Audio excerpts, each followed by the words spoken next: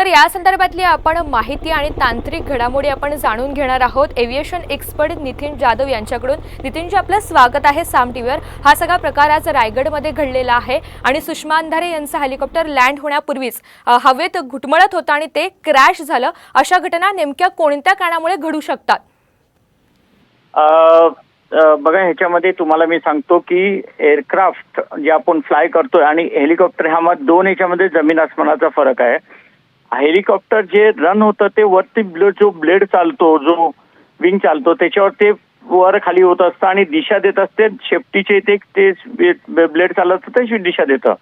Helicopter हे कुठे उतरू शकतं, आदानतरी उतरू शकतं, पण त्यावेळेस त्याच्यावर मर्यादा हे असतात की सडनली तिथे होणारा उष्णते म्हणजे जेव्हा दाब निर्माण होतो, दाब हवेचा निर्माण जो दाब होतो आणि जनरली त्या ठिकाणी हवामानाचा रुख वेगळाच होऊन जातो। म्हणजे एका सेकंद सिक्वेन्स एकदम तुरंत असा तो एक निर्णय असतो आणि त्यावेळेस त्या पायलटला घ्यायचा निर्णय असतो की त्यावेळेस उतरताना त्याला स्पीडोमीटर बघतो, तो हवेचा वेग काय त्याचा तो बघतो।